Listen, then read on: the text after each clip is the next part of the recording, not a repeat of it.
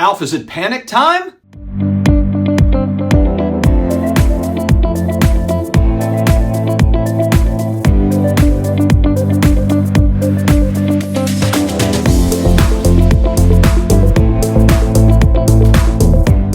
What's going on, sports card hobby family? We have got new grading data from our buddy Ryan over at GemRate, and it is looking a little different than what we've seen, honestly, over the last 2 years. Are we seeing a shift? We're going to dive in. Plus, I've got a PSA submission that I'm going to talk about. I'm going to show you all the cards that I'm sending in. Before I get started, huge thanks to today's video sponsor, COMC.com. 35 plus million cards in the database. All the gems, baseball, football, basketball, hidden gems, I should say. Make sure to get onto COMC. You can grade cards through COMC. You can run them at auction. All sorts of different things at the Disneyland for the hobby. COMC. It is the place to be. We're going to talk about PSA today, and if you've been thinking about starting to grade with them, your first submission, I've got a link and a code down below, SCD25, for your first submission to PSA, $25 off. It's a 1-card minimum. You can literally send 1 card, $25 off to try out PSA. Links down below in the video description. I have an update on my video from the day before. Sean, we have a hobbyist in need. I talked to him for over an hour yesterday. Great talk, great collector, but also long-time collector. So I got to hear some stories, some different things about his journey, and I just thought it was really great. So I did do a community post with this information. There's PayPal and Venmo. If you would like to assist, $5, $10 goes a long way, and it all adds up. I sent funds to him yesterday. So anything you want to do, great, fantastic. Again, I'll have the info down in the video description and the pinned comments if you want to know more and check out his videos. Fantastic stuff. 23 Air Show is coming to Chapel Hill, North Carolina, in my backyard at the end of April 2025. I've got a lot of Jordan collectors that I know are going to be coming to this show. If you have interest in exhibiting, if you have interest in attending, please let me know. This is a Michael Jordan focused show at his alma mater, nearby the University of North Carolina. Make a trip down. Let's hang out. Let me know if you're interested. Reach out to me directly. All right, friends, got a PSA submission that is going to be going out here shortly by the end of the week. All PC cards. All these cards looking to grade out and just put them away. Just have fun with these. So this is a 2014 tie-dye Breeze out of 25. Tough to find. I've actually only ever seen one of these that popped up. Maybe there was actually a second one, but it was just priced really high. This one just kind of fell to me. Actually, a member of the community reached out and was like, hey, check this out. It's on eBay. And I did reach out to the seller and was able to make a deal. That's what's fantastic about just having YouTube, having social media, and people knowing what you collect. I PC Drew Brees, and so it worked out really well there. These are cards, I feel like these are just fun cards, and some people might like these, some people might not. Panini, of course, the Optic Gridiron Kings, and there's different levels. There's blue and there's red. They're all different numbers. These are the golds numbered out of 10 for Breeze. I believe these are 2017. Yeah, 2017, and then there's 2016 versions as well for that first year of Optic football, and they're just a little pricey for me right now. I like the gold ones, but I will be looking for them. A little Bowman Chrome Gold Breeze. Of course, it's numbered out of 50. I got this one off of COMC. Again, finding hidden gems out there, just out there. 2018 Prism Blue. The blue, so they're not numbered, but the straight blue, not like the fast break blue, but the straight up blue. They're shiny and they are short prints. And especially in 2018, the silver prisms are short prints as well, but the 2018 blues, I really enjoy those cards. I've got a couple actually of those for Breeze. This is one I'm still contemplating if I'm going to send this because it's die cut. This is 2013 Prism. It's the orange die cut, 50 out of 50. So the last one. I think I actually got this one off of COMC as well. And then last but certainly not least, I've got a couple of Stranger Things cards. I've got a Dustin Purple out of 25. And these are redemptions over here. That's why it's still got the little tops thingy-mabobber on it. Not easy to find. I got this one a couple months ago. It popped up on auction and I won it. And then the latest release from Zero Cool, the Stranger Things of Season 4. This is a Dustin and an Eddie dual auto. And of course, Eddie's famous for playing Metallica to get the demon bats to come after him. And so I thought this was a cool one. These are funny because this is the blue out of 11 version of this card. And there's one on eBay, I think, for like $2,000 or best offer. This one popped up at auction. I won it for 150 bucks. So it just goes to show being patient, waiting for your price point for a lot of the PC stuff. It's really paid off for me when it comes to Stranger Things, Drew Brees stuff. There's not tons of demand for it. So when it does pop up on auction, a lot of times you can get those at good prices. All right, to the grading data. And of course, we're going to have a larger conversation just about hobby things as we roll through this. So if we look at PSA, September last month, 2024, 1.18 million cards. That's a lot, right? But we're down 15% from where we were in August. SGC, 147,000 cards in September, minus 12% month over month.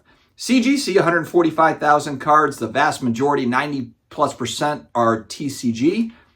Overall, down 15% as well. Beckett, 46,000 cards. Are down 28% month over month. Is this going to be a trend? Is this just a blip on the radar? Is this not a big deal? Now, let's be clear here. Let's just kind of add some context. PSA, from when they started 1991 to the year 2000, they graded in total approximately 1 million cards. So we're now at a point where they're grading more cards in a month than they did in their first decade. So I don't want to kind of sound the alarm of like grading is dead and grading is dying. It slowed down here last month. And I guess that's the thing that I want to watch is it something that steadily kind of comes down? Or is it people just kind of taking a little bit of a grading break? We are kind of getting to the end of the year. We're entering the fourth quarter. It's October. We got Halloween coming up. I know everybody's excited about Halloween. And then, of course, we roll into the holidays. And are people maybe just saying, you know what, we got holiday spending, we got travel, we got a lot of things going on. Maybe grading cards can be put on the back burner for a little bit. Or is it going to charge up again next month? And maybe that's the case. Maybe it just keeps on flowing. But it did drop month over month. When we look at card shows, we're starting to get towards the end of the year where, we do this every year. I do it every year too. I'm kind of like, as we get in November, December, card shows are dead in quotation marks. And it's just simply a lot of people, they're traveling, they're taking some time off, they're recharging the batteries. That's what it's been the last couple of years. And then it picks up again as we get into that following year.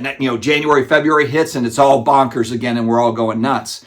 Will that change this year? Or is this kind of typical like hobby time? Everyone's just taking a little bit of time and recharging the batteries. I still expect for card shows to still remain busy as we get through October and into November. But I have heard of shows, over the last few weeks in September. In particular, I think it was Neo that told me that the Culture Collision show last month in Atlanta, they had 50 or 60 tables they were still trying to sell leading up to that particular show. And I have heard kind of rumblings of, the show was kind of slow. The show wasn't very busy, etc.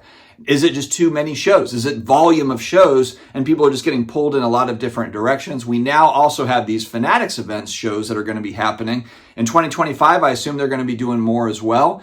So is it just there's just so much supply of shows and people are maybe a little bit fatigued, a little bit of show fatigue. And I'm speaking kind of more so on the dealer side as well. If you're a dealer, it's not cheap to travel around and do all of these shows all the time. And there's so many pretty good sized regional shows, the one that just stands out to me is one that's been really hot over the last few years is the Dallas Card Show. And you have a lot of hobby companies that are located there. There's a big corporate presence there. And really since the pandemic, that was the first big show that I went to post-pandemic in May of 2021. And that show was bonkers. It was absolutely packed in there May of 2021. As you can imagine, prices were still kind of going ballistic. It was a wild time there. And I remember there was one table that was empty at that Dallas Card Show. And it was something like, it was wild. They were asking like $500 an hour or something for it. Basically, like they hadn't sold it or maybe they had sold it and somebody was trying to resell it. I don't know. Like it was weird. I remember seeing that and just being like, what? Is someone going to pay that much money? But when you saw the transactions, you saw the money that was being spent. I guess the answer is yes. So, we've come a long way, obviously, from May of 2021. The Dallas Card Show is one that goes, it's every other month. And there's now a lot of competition among these shows. A lot of people travel in to deal at the Dallas Card Show. Does that one stay with you? You got Fanatics events. You've got other events, Burbank Card Show, is drawing attention away. There's just a lot going on in the space. And have we hit kind of peak participation. Are people going to get a little bit fatigued as we round out 2024? It's also an election year. Are people just kind of like, it's a little uneasy right now. I want to wait until after the election and kind of regroup, and then we'll figure out our finances and our budgets and all that. Let's just chill out, as we get through the rest of the year. Is that happening? Maybe a little bit. Maybe it's a combination of all these things. Interesting data on the grading side. This is still a lot of cards, so it's not as if it's panic time from my perspective. This is still a tremendous amount of cards that's being graded. Last month, PSA did a wild number, 1.3 or 1.4 million. I think that was a record. So the fact that they're down 15% and it's only almost 1.2 million cards, I don't think that's really much to sound the alarms. It's still a tremendous amount of cards. Going back a few years, PSA probably was like, there's no way we're going to grade 1.2 million cards in a month. They just didn't have the capacity. Nat Turner's come in, built it out, kind of regrouped that company, and now their capacity is dramatically higher. All right, friends, let me know your thoughts in the comments. Stay healthy, stay awesome. I will talk to you again later.